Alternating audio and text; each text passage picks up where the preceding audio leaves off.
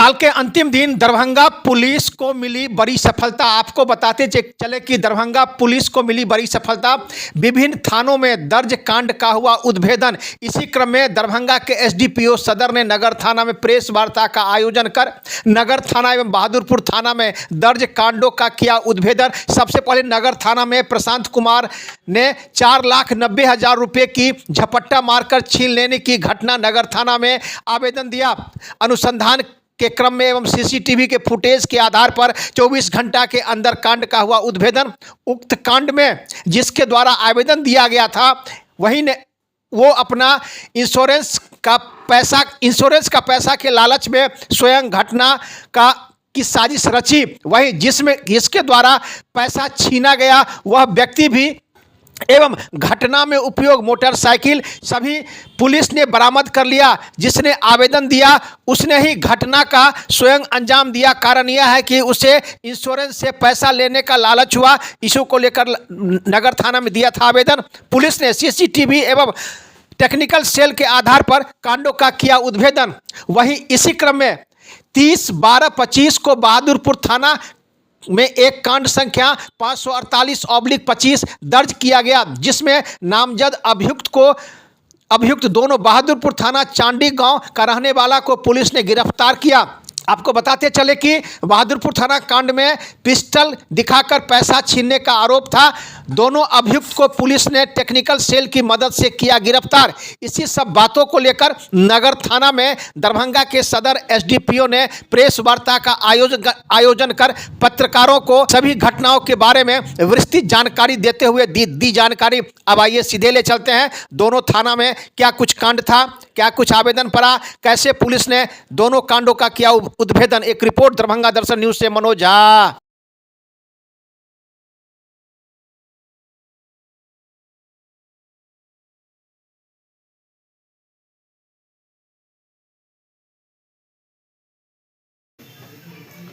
जैसा कि आप लोगों को पता है, नगर थाना में प्रशांत कुमार नाम के एक व्यक्ति ने 21 तारीख को एक आवेदन दिया।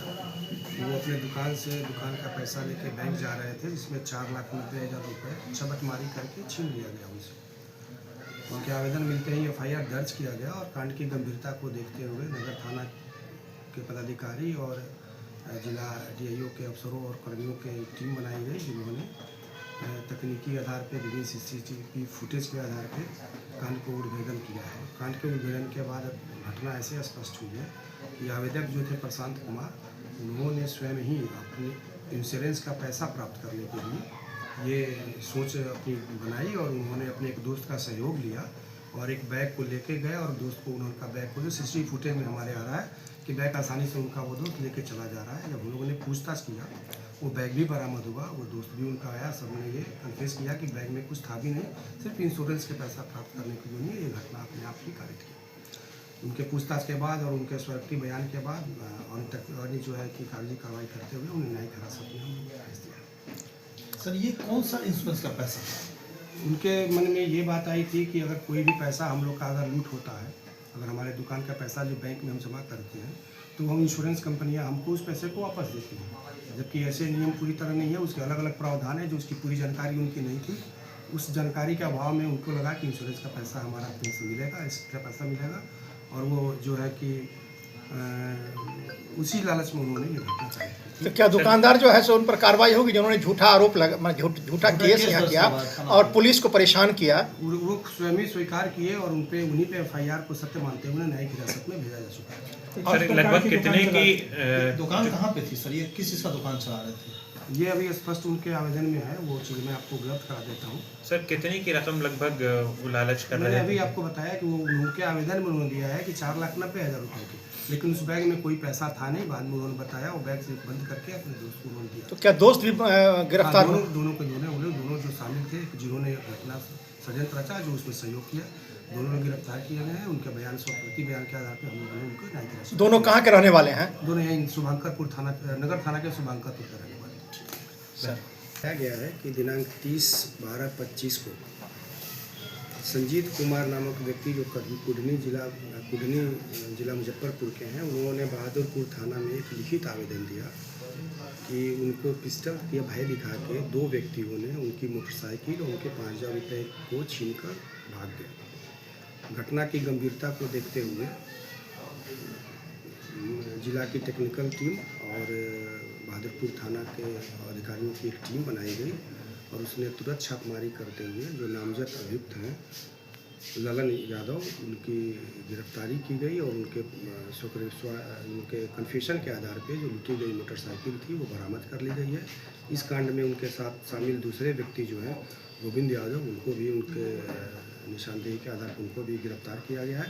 दोनों को गिरफ्तार करते हुए कागजी कार्रवाई कानूनी प्रक्रिया के तहत करते हुए न्यायिक हिरासत में भेज दिया गया है। सर एक सवाल है कि पकड़े गए हैं सर, क्या उससे पहले का भी कोई मामला है? हाँ, इसमें जो ललन यादव हैं उनके पूरे आपराधिक इतिहास है। इस जिले में ही कम से कम 3 थानों के विभिन्न कांडों में वो वांटेड थे और भी कई सारे कांड जिले के बाहर भी उन पर जो है कि दर्ज हैं। इसलिए ये जो है कि दरभंगा पुलिस की एक बहुत ही सफल उद्योग है। सर ये सिर्फ लूट मार है या हत्या, चोरी, डकैती इस तरह के भी आरोप है इस मोस्ट वांटेड आदमी?